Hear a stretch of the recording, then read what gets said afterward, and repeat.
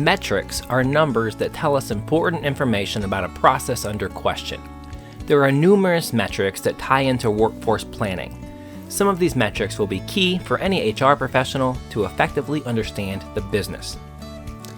Turnover is a widely used metric and is calculated by dividing the number of employees who exited the organization by the average number of total employees.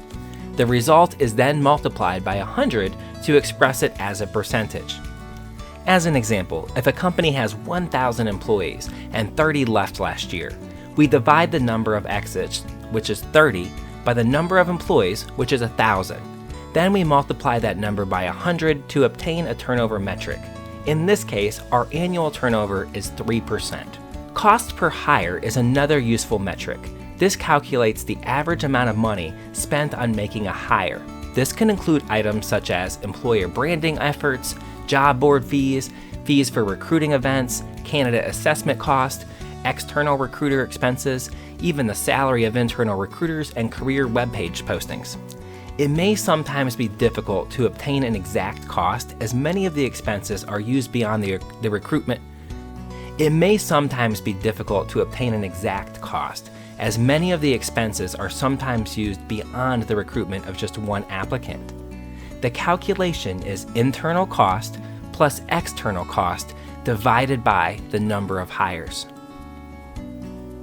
Days to fill is a representative of the number of calendar days until an organization fills an open position. To count these days, we must first define the time period that we'll be measuring. For example, the starting point could be the moment that we submit a job for opening, or it could count from the moment the job is posted, or from the moment the first applicant applies. Full-time equivalents, also known as FTE, are units of measurement equivalent to the workload of an employee. The calculation of full-time equivalent FTE is an employee's scheduled hours divided by the employer's hours for a full-time work week.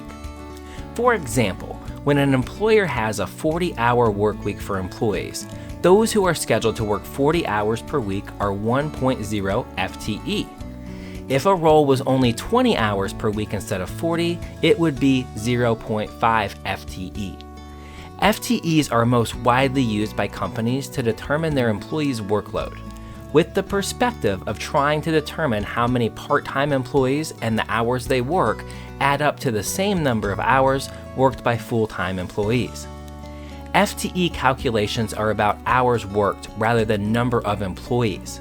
For example, we could have only 4 employees but only 1 FTE if each of them worked 10 hours a week against a 40-hour work week.